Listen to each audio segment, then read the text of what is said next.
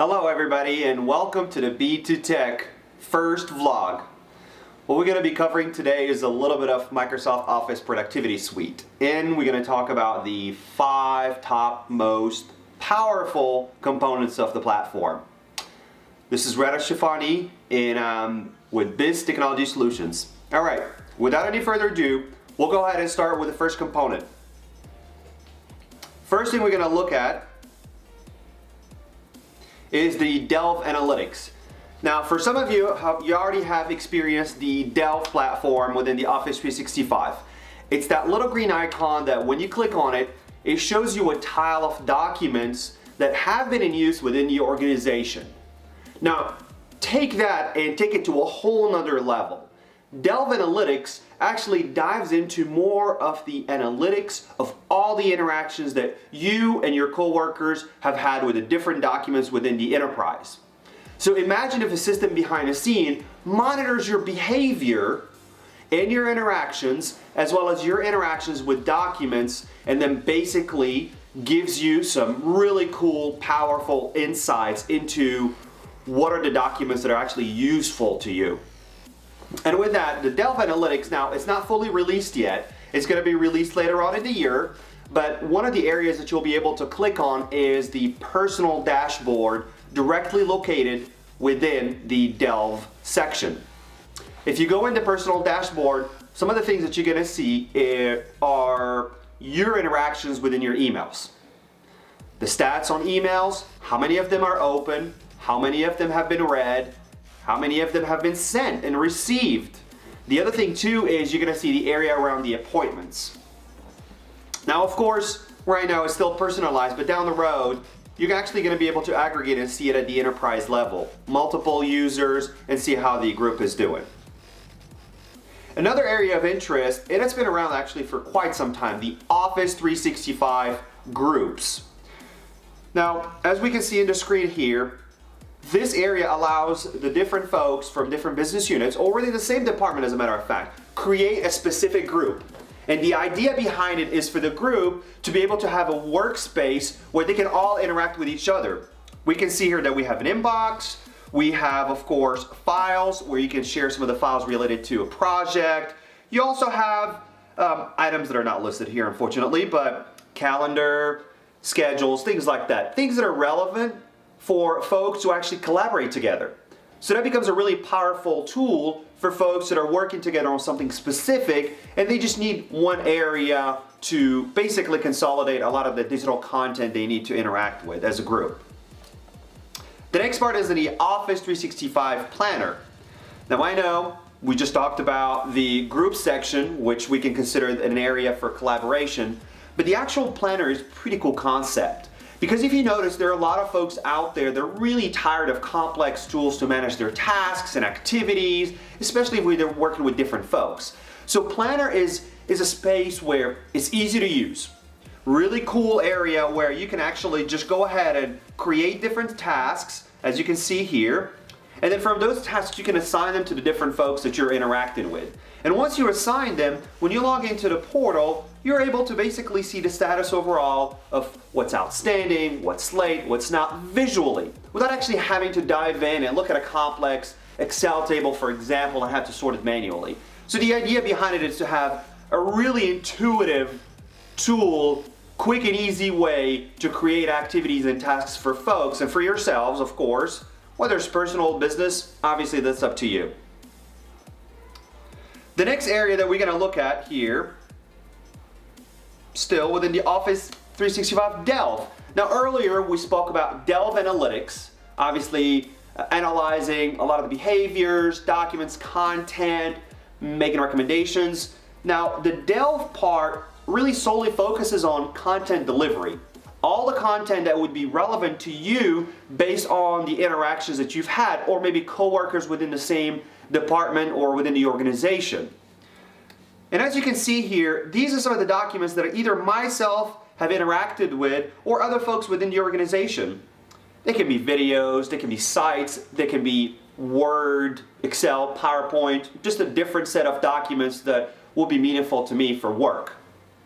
And I can basically scroll and keep going down to see all the different documents, and I would rate them based on the importance. The last piece is the SharePoint 2016. Now, there has been a lot of buzz around SharePoint 2016. As a matter of fact, what Microsoft has done with this platform is completely redesigned it so that really the base code behind the platform is unified. So there's no longer a separation between the on-premise code and installer and the cloud version of it that we all have been used to called SharePoint Online. The idea behind this is it's one single platform that can work in both environments, but can also allow folks that have an on-premise requirement, they can actually be in a hybrid model with ease. Not having to set up any complex configurations, they're able to be connected to SharePoint Online and leverage some of those online services, as well as leverage the on-premise capabilities and bring them to the folks that are connected online.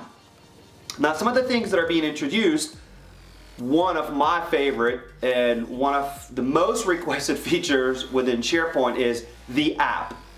Now, I know most folks have looked out there to try to find some sort of app that really solves the issue of mobility, right? It is a web-based platform, but the idea of using SharePoint within an app has been a painful experience for most, and having to leverage third-party apps that have been somewhat successful, Microsoft said, forget about it.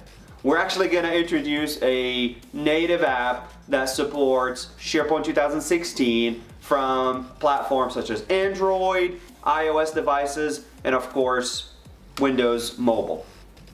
So these are some of the screen samples that were made available through some of the blogs from Microsoft, and it shows how the app is going to be set up. It will support a lot of the different sites, lists, things like that, and that's going to be a really valuable capability. Another area within SharePoint that's going to be introduced is a new way of interacting with items within lists.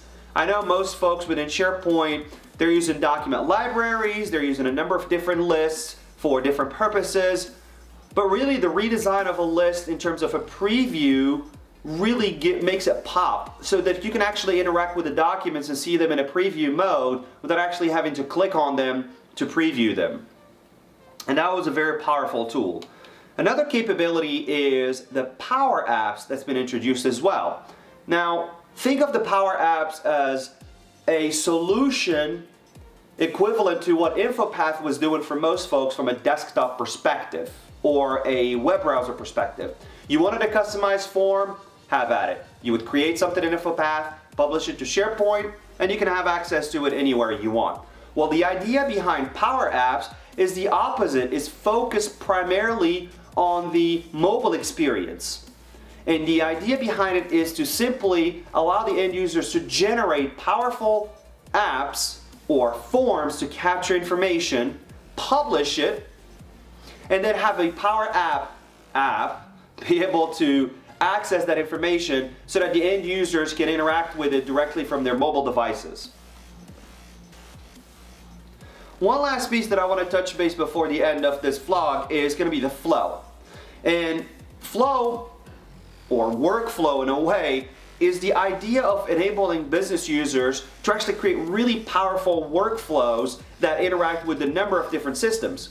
Now, traditionally, we've leveraged Microsoft Workflow Engine within SharePoint as well as in different apps. As a matter of fact, developers for years have used the engine that was part of the .NET framework to create complex workflows from Skype for Business, SharePoint, or just general workflow purposes within their own applications.